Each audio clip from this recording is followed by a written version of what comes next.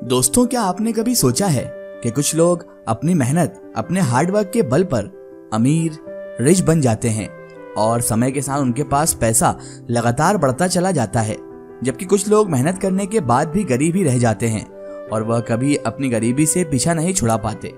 आखिर ऐसा क्यों होता है? कभी आपने सोचा है?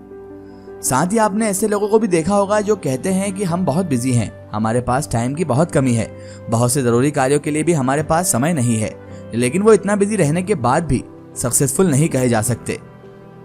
जबकि ऐसे भी लोग होते हैं जो उतने ही समय में अपने सभी काम भी करते हैं और समय को बचाकर अन्य जरूरी कार्य भी कर लेते हैं।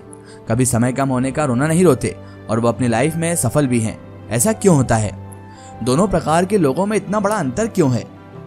तो ध्यान रखिए, यह समस्या हमारी और आपकी नहीं बल्कि पूरी दुनिया की समस्या है, जिसका उत्तर जानना हमारे लिए बेहद जरूरी है। बहुत से लोग अपने अपने तरीके से इन प्रश्नों के उत्तर देते हैं और इसके पीछे बहुत से कारण भी बताते हैं, लेकिन यहाँ मैं आपको वो कारण बताने या उत्तर बताने जा रहा हूँ जो मुझे समझ में आता है और जो मैंने इसकी रिसर्च के अनुसार पता लगाया है। आइए इसको समझने के लिए हम जानते हैं सुशील की एक मोटिवेशनल स्टोरी को। आप सुनिएगा इस स्टोरी को, आपको समझ में आ जाएगा, सारे सवाल के जवाब भी मिल जाएंगे। उस समय सुशील क्लास 10th का स्टूडेंट था और उसके पिता एक अच्छी जॉब पर फाइज थे। सुशील हमेशा इस बात से परेशान रहता था कि उसके पापा उसे जो पॉकेट मनी देते हैं वह 3 सालों से बिल्कुल भी नहीं बढ़ी थी, जबकि उसके दोस्तों को अपने घर से बहुत सी पॉकेट मनी मिलती थी जो समय के अनुसार बढ़ती रहती थी। सुशील ने अपनी माँ से अपनी इस समस्या के बारे में कहा कि आखिर ऐसी क्या वजह है जिसके कारण पापा ने मेरी पॉकेट मनी पिछले 3 सालों से नहीं बढ़ाई है। तो उसकी माँ बोली, इसका उत्तर तो तेरे पिता ही दे सकते हैं बेटा, चल मैं तेरी उनसे बात करा देती हूँ। सुशील के पिता के सामने ये बात रखी गई। उसके पिता ने सुशील की ओर देखा और मुस्कुराते हुए बोले, जिस दिन तुम अपनी पॉकेट मनी को सही से संभालना सीख जाओगे उसी दिन मैं तुम्हारी पॉकेट मनी को बढ़ा दूंगा। इतना कहकर उसके पिता वहां से चले गए। अब सुशील बार बार यही सोच रहा था कि आखिर पापा क्या कहना चाहते हैं और पॉकेट मनी को सही से संभालना, इसका क्या मतलब है? क्या मनी रखने के लिए मेरी जेब छोटी है या मैं ज्यादा पैसे का वजन नहीं उठा सकता? तरह तरह के प्रश्न अब उसके दिमाग में आ रहे थे। पापा द्वारा कही लाइन उसके दिमाग में लगातार बनी रही। 3 दिन बाद जब वह स्कूल जाने के लिए अपने स्कूल बैग में किताबें लगा रहा था तो जल्दी जल्दी उसने किताबों को उल्टा सीधा बैग में भर लिया। बैग तो भर गया लेकिन कुछ किताबें अब भी बैग में रखनी थी। उसकी माँ यह देख रही थी। वह सुशील के पास गई और बोली, क्या मैं तुम्हारी कुछ हेल्प करूं? सुशील बोला, हाँ, ये किताबें तो बैग में आ ही नहीं रही मम्मी।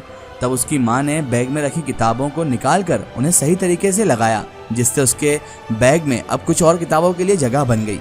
अब वह बाकी किताबों जो पहले बैग में नहीं आ रही थी उनको भी बैग में रखते हुए उसकी माँ बोली, देखो सुशील, मान लो ये जो तुम्हारी किताबें हैं वह तुम्हारी पॉकेट मनी की तरह हैं और तुम खुद अपने इस स्कूल बैग की तरह हो। जितनी सही तरीके से और जितने ही अच्छी तरह से अपनी किताबें लगाओगे उतनी और ज्यादा किताबें तुम अपने बैग में रख सकोगे। यानी कि जितना अच्छे तरीके से तुम अपनी पॉकेट मनी को चलाना सीख जाओगे उतनी ही ज्यादा तुम अपनी किताबें यानी अपनी पॉकेट मनी पालोगे। माँ का इतना कहना था सुशील के लिए सफलता का सूत्र यानी सक्सेस ऑफ की बन गया। सुशील की आंखें चमकने लगी। अब उसे अपने पापा की बात पूरी तरह समझ आ चुकी थी। उसके समझ में आ गया कि मेरे पिताजी मुझसे क्या कहना चाहते थे और अब उसके समझ में ये भी आ चुका था कि पापा मेरी पॉकेट मनी इसलिए नहीं बढ़ा रहे क्योंकि मैं अपनी पॉकेट मनी को सही से और सही जगह खर्च नहीं कर रहा हूँ। यदि मैं अपने प्रेजेंट पॉकेट मनी को सही से मैनेज करना सीख जाऊँ तो वह मेरी पॉकेट मनी को बढ़ा देंगे। और इसी वजह से उन्होंने कहा था कि अगर तुम सही तरीके से इसको इस्तेमाल करना सीख जाओगे तो तुम्हारी पॉकेट मनी बढ़ा दी जाएगी। उसने तुरंत अपनी पॉकेट मनी को सही तरीके से और सही जगह खर्च करने का फैसला कर लिया। उसने पैसा अपनी इच्छा के हिसाब से नहीं बल्कि वहां खर्च किया जहां जरूरत थी और उतना ही खर्च किया जितनी जरूरत थी। जितने भी पैसे खर्च किए, जितनी भी मनी स्पेंड हुई, सभी को वह एक डायरी पर लिखता भी गया।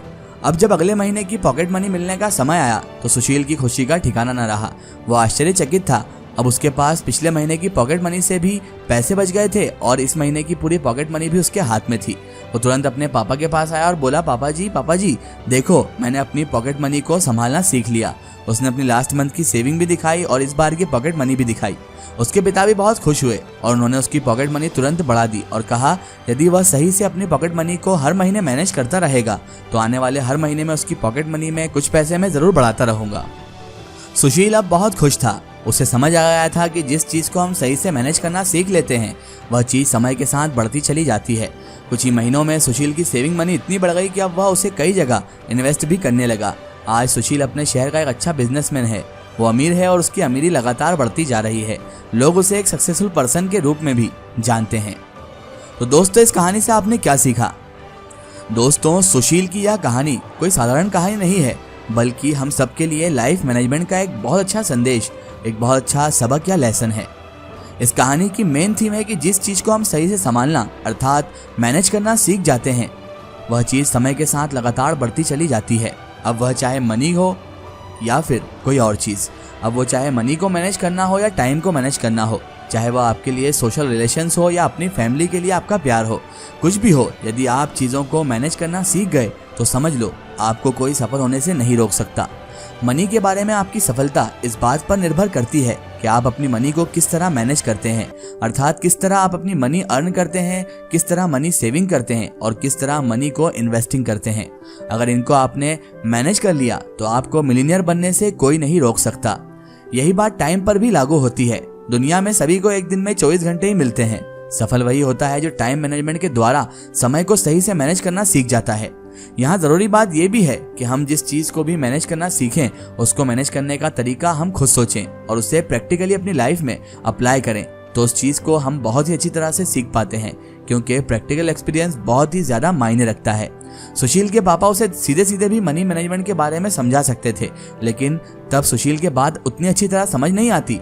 साथ ही सुशील की माँ ने उसे कुछ संकेत, क्लू भी दिए ताकि वह बात को जल्दी और खुद समझ सके। यदि हम खुद को सुशील माने और गॉड को अपना पिता समझें, तो सीधी सी बात यह है कि गॉड हमें उतना ही देता है जितना हम मैनेज करना जानते हैं, और यदि मैनेज करना हमें सीखना हो तो जीवन की परिस्थितियां एक माँ के रूप में हमें संकेत भी देती हैं ताकि हम बात को जल्दी से समझ सकें। दोस्तों, आज से और अभी से आओ हम लोग संकल्प करें, हम लोग प्रॉमिस कर लेते हैं कि अपनी हर चीज को हम मैनेज करना सीख लेंगे ताकि सफलता के द्वार, गेट ऑफ सक्सेस हमारे लिए खुल जाएं। अतः सही ही कहा गया है, संभलना सीख लो, सब कुछ मिलेगा। Learn to handle, get everything. किसी ने बहुत ही अच्छी लाइन कही है कि अगर आप संभलना सीख लेते हैं तो आपको सब कुछ मिल जाएगा। आपको सही तरीके से मनी को भी खर्च करना है, उसे सेव भी करना है और वहीं पर लगाना है जहां उसकी ज़रूरत हो। अपनी इच्छा अनुसार अगर मनी हम खर्च करते हैं, अपनी इच्छा अनुसार अगर दौलत हम खर्च करते हैं, तो एक ना एक दिन वो दौलत खत्म ही होना है, क्योंकि इच्छाओं का अंत नहीं है।